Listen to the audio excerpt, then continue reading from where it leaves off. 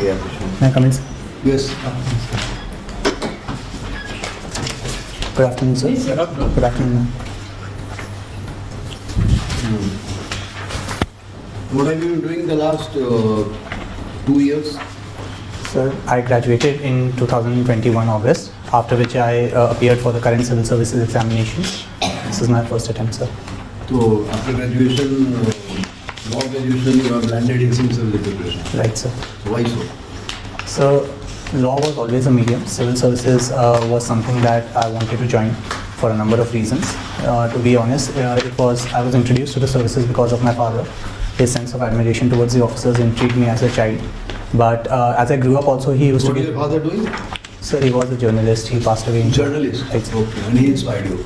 Yes, sir. And what did he say by inspiring you? Why should you know it? So, first of all, he always used to give me examples of civil servants and his friends and his batchmates. He was from BHU, who joined the services in terms of discipline and sense of service towards the nation. He also used to tell me anecdotes of how they placed the services before their family or other commitments as well, and the role they were playing from behind the stage. So that was my initial introduction to the services. But he also used to give me books for civil services, and when I grew up also, sir, I realized that the kind of exposure, experience and diversity in the set of challenges that these services provide is something very enriching both professionally and personally. And the kind of roles, the leadership they provide at a very young age is also, I think, very professionally enriching. And also, sir, a very strong driving force for me has been the sense of service towards the nation, sir. Father gave you perspective, one should respect that. But my perspective is that if you leave out some of the examples that your father gave you about some civil services doing this and that, there is another side of the story. And let me not civil service is corrupt, is politically influenced, it is self-serving, it acts more as a bottleneck to development rather than as an agent of development. That's also a larger narrative of civil services. So this does not really demotivate you if I give you this mostly works like this, bureaucracy? Right, sir. As you rightly pointed out, there are shortcomings in every institution. In a democracy, no institution can claim to be perfect. While the shortcomings are there and they need to be plugged in as soon as possible as well, I believe by and large the civil services play an impeccable role in the administration of the country, and it is at times natural for us to complain at times of crises, but also a lot of the role they played in averting the crises and ensuring that day-to-day administration is run smoothly often goes acknowledged, and I think that is the nature of the service as well. The kind of thanklessness attached to the service is also something that attracts me. But yes, sir, as you said, there are instances where allegedly corruption and inefficiency have been pointed out, and appropriate measures should be taken to root them out. But by and large, as an institution, I don't think that is the correct narrative of it. What is the present existing accountability mechanism for the civil servants? How they are made accountable? So there are several mechanisms for accountability. One is through their accountability to the political executive, who are the direct representatives of the people. The second are also the key performance indicators that are now being enrolled out for the various civil servants at different stages of government. These key performance indicators cover their performance metrics in several responsibilities and roles and are adjudicated upon by the appropriate ministry. Other than that, I would say the annual confidential reports also, if I believe so, are also an assessment of their performance by their superiors by taking into account several factors. These are some which I can think of. As a law graduate, what is your knowledge about administrative law? So administrative law are basically the set of rules, regulations and the maxims that dictate how the administrative authorities deal with the disposal of cases brought forward to them to the citizenry, and the basic crux is always natural justice and to ensure that due process of law is followed. Give examples of administrative law. Sir, I would say administrative law as such is a concept which is imbibed in different legislations and statutes. For examples, within the NRC as well, providing a hearing and appropriate appellate mechanisms is also an example of administrative law. In case somebody is not satisfied with the decision, they can approach the foreigners tribunal. This is also an aspect of administrative law in the end. Have you heard about multiple tribunals that exist in this country? Right, sir. So this is being now challenged. Even Supreme Court has expressed displeasure. Right. The existence of so many tribunals. Right. In which ways tribunals are supposed to be a big burden on our justice system and all that? What are the fallacies? So the fundamental fallacies with the tribunal system, firstly, is its multiplicity. The very problem of burdening of the legal system that it was supposed to solve, it has ended up contributing to it, with so many tribunals now emanating. What was supposed to be a technical forum for specific issues, now because of all issues being brought under tribunals, it has contributed to it. Secondly, certain apprehensions have been raised about the appointment as well. Since they function as a quasi-judicial body, the appointments to these posts are supposed to be free from executive interference. So the Supreme Court has pointed out certain concerns regarding that also.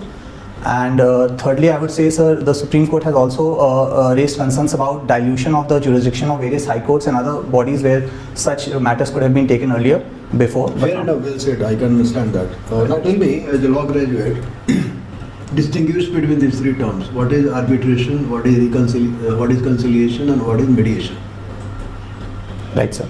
So arbitration is an alternate dispute resolution mechanism wherein the parties by mutual consent opt for an arbitrator in somewhat court-like proceedings where a neutral arbitrator presides over these proceedings and passes an award.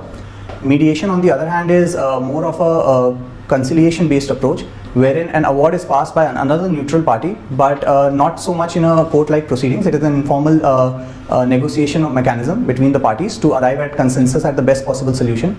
And conciliation is so I would say it is a lighter form of mediation wherein the award is not binding and it is slightly greater on the informal edge than mediation, sir. As per my What is the status of these three in the Indian legal context? Are we going for more arbitration, more mediation, or not? Or we are going through the legal channels only?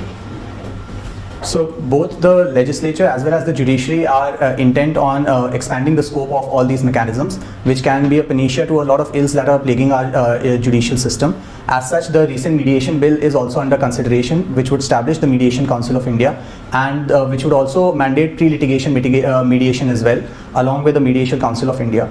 So that is the aspect of mediation. As far as arbitration goes, we have a strong arbitration mechanisms already, and this can be seen in a lot of enforcement awards that are being enforced against the government of India as well by several international arbitration forums. However, a lot can be done to make India an attractive destination for arbitration. While we are a party to a lot of arbitration arguments, but still the countries preferred for arbitration are mostly Singapore and the UK and the Western countries. So on that front, a lot can be worked out, sir. What is the International Court of Arbitration? What does it do?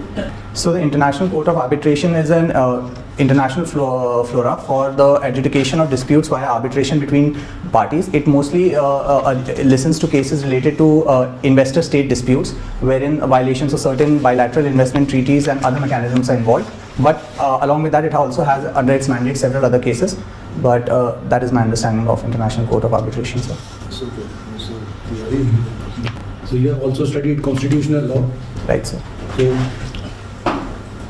what is your understanding of it in the sense that are substantive matters really being referred to the Supreme Court, or we are bogged down in very petty and routine issues like the goings on in the National Capital Territory of Delhi have shown? So how do you view this development? What are its implications for our cooperative federalism? Right. So the Supreme Court serves as both a constitutional court as well as a court of appeal. Unfortunately, during the recent years, the trend has been that it has been referred to in many matters in the cases of appeal, especially using the special leave petition and the discretion of court under Article 142. Notwithstanding that, several important constitutional matters have been taken up by the Supreme Court, be it the right to privacy, be it Sabrimala judgment and other. So yes, it is functioning as a constitutional court, but a large number of resources of the court are being divested in hearing trivial matters or matters which are very political and are on appeal as well, sir. So as of now, yes, a lot can be done to maybe differentiate the function, have a different constitutional court and have a final court, National Court of Appeal was also a suggestion in one of the review commissions that the government established. Okay. So what are the non-performing assets and why are they such a big concern? So as per my understanding, a non-performing asset is where the principal amount or the interest has been defaulted for greater than 90 days and it gets categorized into a non-performing asset. It basically, in common parlance, would mean a bad loan, but they have become a great burden on the banking sheets and lead to a twin deficit where the banks are not in a position to extend the capital or credit, whereas the companies are themselves defaulting on loan after loan, and therefore we are caught in a vicious cycle of inefficiency, sir. So what measures are being taken to contain these? So the recent economic survey pointed out a 4R strategy for containing such scenarios, basically based on recapitalization, recognition, reformation and regulation. And on all these fronts, the government has taken steps like Mission Indradhanush. The government has also brought the Insolvency and Bankruptcy Code to try and streamline the adjudication of disputes related to NPA. Along with that, stronger moral hazard has also been reduced, with banks being made more cautious to spend wisely, at the same time not stifling capital extension as well. So these are some of the measures that the government has taken. What are bad banks? Bad banks. Bad banks. Right, sir. So bad banks are special banks which are created to take off these bad loans from the balance sheets of these banks and try to dispose of them in the most efficient way possible by through asset reconstruction companies and so on and so forth. Recently, the government also established the National Bank for the reconciliation of these loans, and the banks basically work through asset restructure companies where they try to minimize the haircut and maximize the output for all the creditors by taking it off the balance sheets of the parent bank. Fair. So do you have an idea of how this IBC is functioning? So the IBC, though a very optimist measure, but has failed according to me on certain instances, particularly in terms of haircut, wherein average haircuts are ranging from 80 to 83%, thereby basically disabling the very purpose for which it was formed. The average timelines have also extended from the 330-day period provided, and they are running into 2 years and 3 years. Alongside that, in IBC there was also a mechanism of the creditors through back channels trying to gain control of their own defaulted company at very subsidized rates. So these were certain issues that were pointed out as deficiencies of IBC. But I believe that by and large IBC is a good purpose legislation. If these loopholes are plugged, it would work efficiently, sir. So now India is now among the top 5 nations, top 5 economies of the world. Right, sir. So does it mean that the Indian economy is now superior to, say, the economies of France and UK? So being on a particular pedestal is one aspect of it, but I believe these comparisons are different from different parameters. For instance, if we think of purchasing power parity, we are number 3. If we talk about happiness index, then we are far below. So that really depends upon the parameter on which we are assessing an economy on, whether we are comparatively better off or worse off than a particular country. But yes, economically, India has been making rapid strides. The IMF has also projected that despite the global meltdown and slowdown, Indian economy was resilient in the wake of crisis, and we are all set to become a $5 trillion economy by 2027 as per IMF estimates as well. And going by this growth, we would definitely make a big mark and soon be among the top 3 as well. And are you familiar with this global hunger index? What does it connote? Right, sir. So Global Hunger Index is a report formulated by Wealth Life Foundation, which assesses countries on parameters related to food security, malnourishment, undernutrition. And recently India was ranked, I cannot recall the exact rank, sir, but it was, I think, 102 or 103 among 116 countries, far below our neighbors as well, including Pakistan, Nepal and other countries. Okay. It is often said that India accounted for 30% or 40% or some such proportion of the global GDP in the past. So do you feel there is any basis for such an statement? And then this concept of GDP, are you aware since when did it come into being? So while the concept of GDP might be a later phenomena, but yes, economies existed since time immemorial. When humans started to trade, obviously economies existed, and India, by the bounty of it, was blessed with a lot of natural resources and a lot of, I would say, entrepreneurial skill even since ancient times. We had wonderful navy and connections and were blessed to be on the Silk Road as well. For all these reasons, it is often argued that India commanded a greater share of the global trade through its maritime trade, through its land trade and through its ancient industries than what is attributed to it by the colonial historians and others. By the time the Britishers came, they plundered a lot of wealth and made India from a self-sufficient country into a colony to fuel its own growth and development. There is a British economist, who is credited with doing that kind of exercise. Right, sir. Of measuring China and India's GDP. Right, sir. In the ancient times. Are you aware of his name? I apologize, sir. I will have to read up on him. Okay, right. Okay, so is there a difference between the wealth of a nation and its GDP? So strictly in economic sense, I'm not very sure. But from what I can gauge, wealth can mean a lot of things. Wealth can also mean political democracy at times, can be a wealth of a country. For something like China, it might not it might have a big GDP, but might not be wealthy in that sense. So again, so that depends. In terms of environmental action, we are very wealthy at the present moment, given that we are the only country which is performing well in the climate change performance index. But strictly in the economic sense, I'm sorry, sir, I do not know if the difference is there. Okay, thank you. Thank you, sir. Chaitanya, do you know what is the meaning of your name? Right, ma'am. My grandfather named me, and he used to say that it means consciousness and somebody who is aware of himself and his surroundings. And additionally, it may mean passion also, ma'am.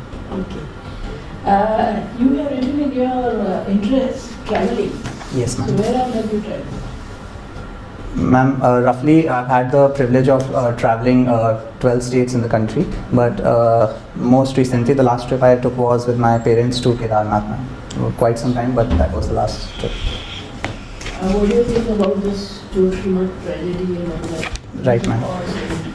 Ma'am, we went in 2019-20. Even at that time, my first observation was all these areas, particularly Joshimath, Auli, and there was a small village called Chopta. All these were scenic places, but at the same time, they were very overcrowded, and the kind of constructions they had very narrow lanes. I remember that in one place there were 2 cars parked on opposite ends, and there was hardly any space for 2 people to move from that lane.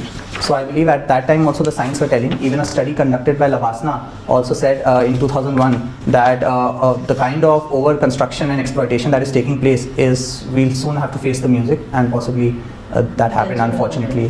Yes, But while traveling, you've gone to several states. right, ma'am. So what do you find that for tourism, Right, ma'am.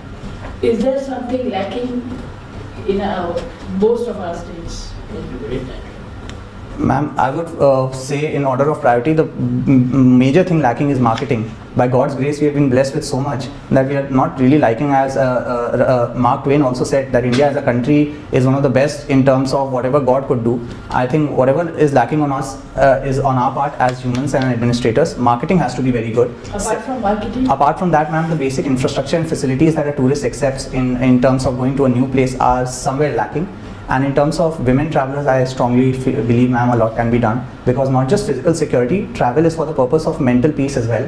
And if they're not at mental peace, then that travel loses its point. And other these things, when you yourself travel Right, ma'am.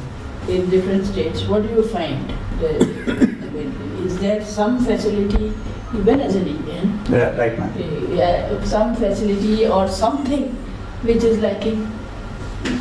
Ma'am, I would say because mostly I travel as a private citizen, and whatever little interaction I had with the administration per se or any such thing like that, I would say whatever attempts were made were at very designated spots. If you wanted to get information about a particular thing, you had to go to a particular office where every information would be available.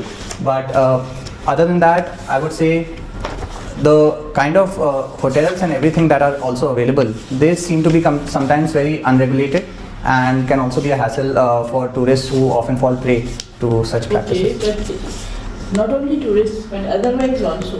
What is the condition of women in India, do you think? And especially in UP? Ma'am, unfortunately the answer is not a pleasing one to that. And coming from a country which reveres itself, calling itself Bharat Mata, it's a saddening thing for us. But a number of factors are at play here in terms of women empowerment. Their political representation is also very meager. No, but what does that have to do with the violence against women? Right, ma'am.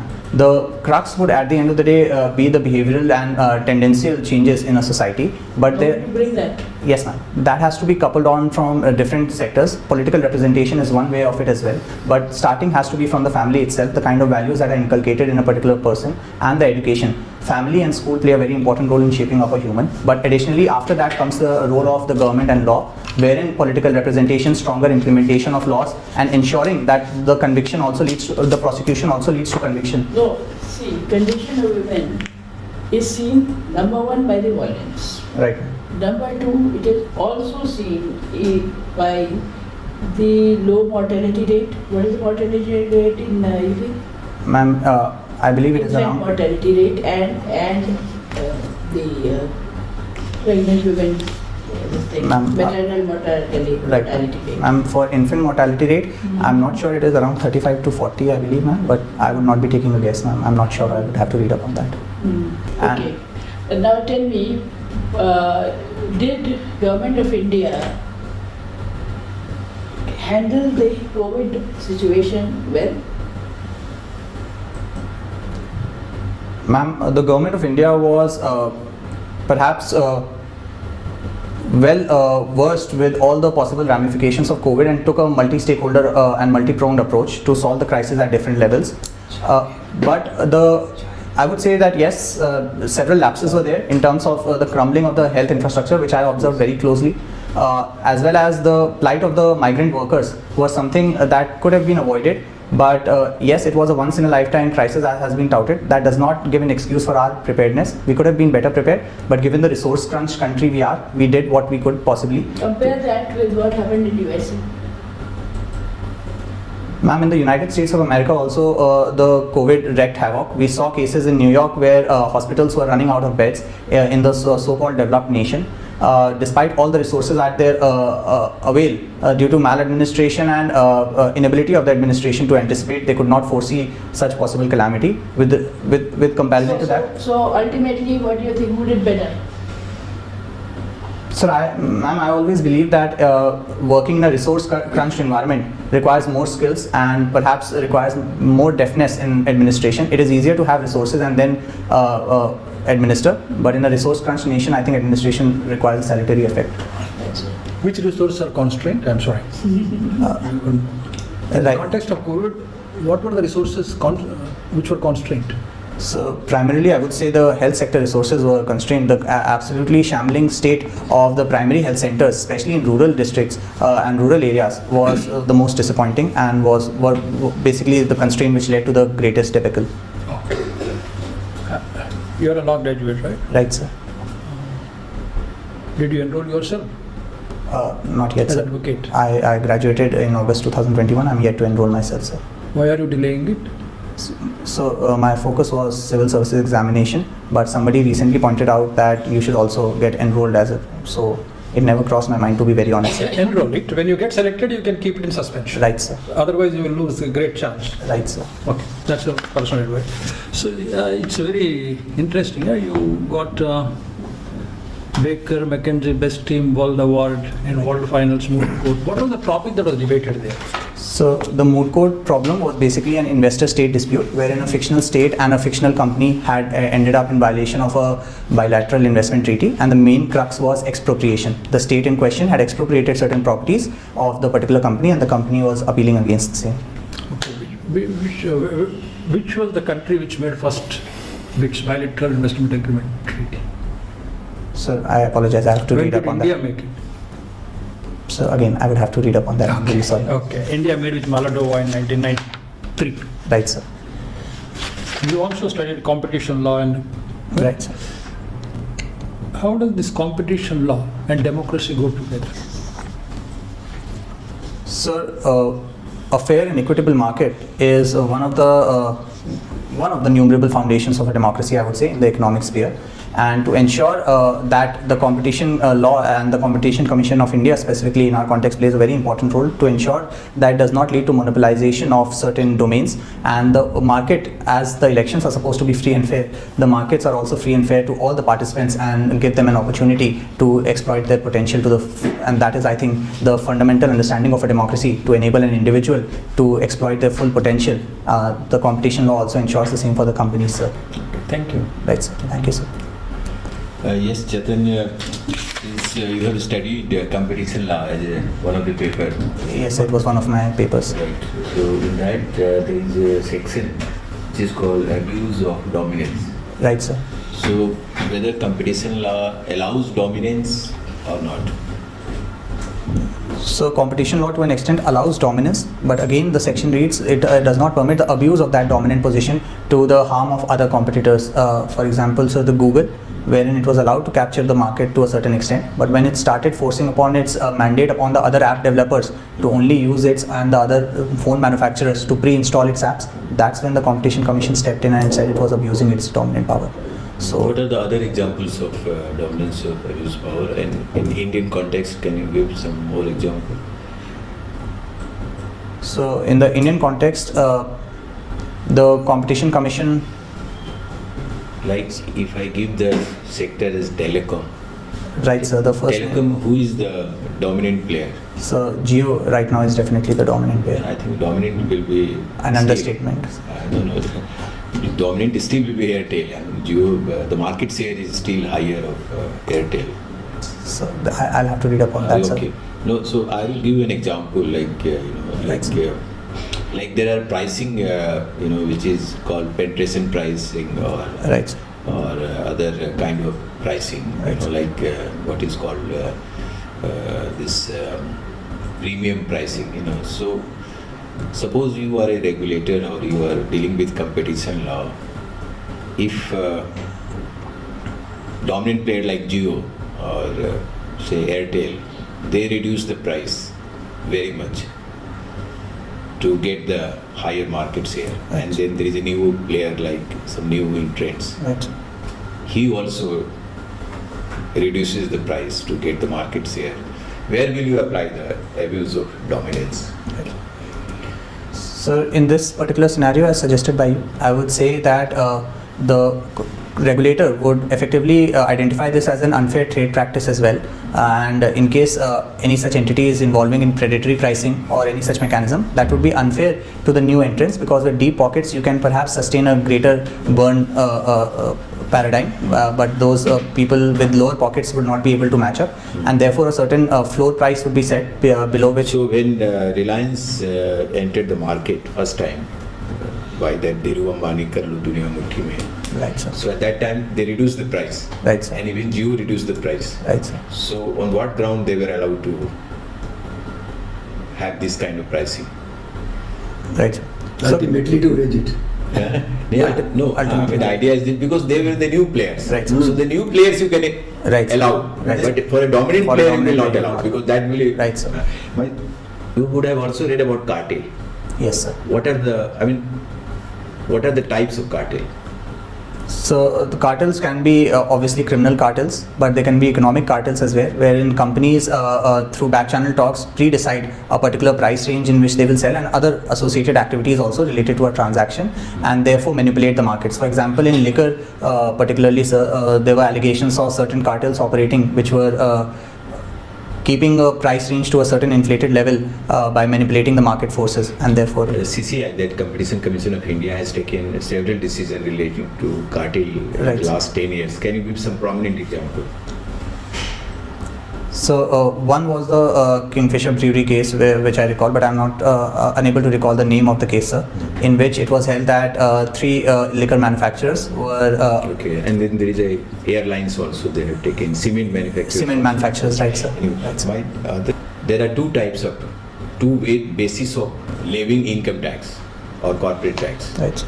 One is the residence, is where the company is registered. Right. Another is where the company is in operation. Right, sir. In order to minimize BEPS or to take care of this tax, arbitrage, Right, sir. which one you will suggest, and which one India is also following nowadays? So now Taxation on the basis of operation or taxation on the basis of resident, So That is also reflected in one of the famous case, which was Mauritius. and the Vodafone. Right, yes, sir. sir. So the country is moving towards operation based, wherein the effective control test is also seen, where the board meetings and management takes place, Yeah. and where the efficiently the effect of your decisions in these meetings actualizes. That is where your operations lie, and the country is taxing on that That's basis. right. Right. Okay. Thank you, sir. Are you coming? बैठ जाइए। Thank you, sir.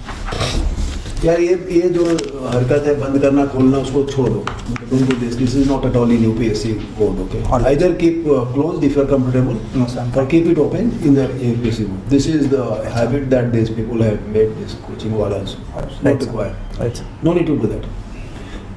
Either you keep it closed when you come and go, don't touch it, or you could come with open code, whatever suits you. Alright. No need to do this. Be comfortable. It is Right. totally unrequired. Yeah, so all good marks to you.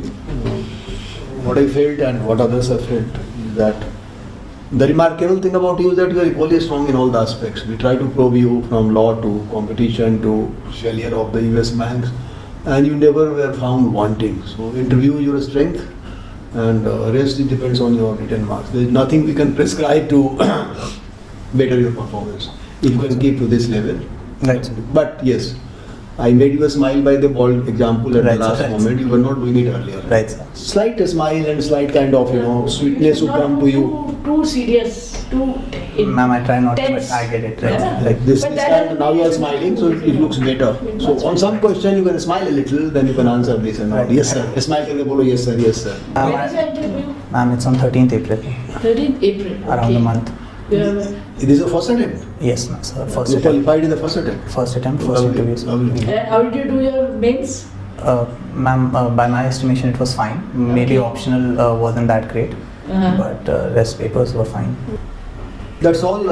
I will just warn you that going to several mocks sometimes distorts your originality also. So You will tend to buy their ideas which are totally Right, sir. cooked up ideas. Right, sir. So here at least you are facing a very credible board. Right, sir. So this is my last also. So They asked- don't get too many ideas. Otherwise you Right, sir. lose your own originality. Yes. Don't. ठीक है. कुछ पूछना चाहते हो तो बताओ. No, sir. Very comprehensive.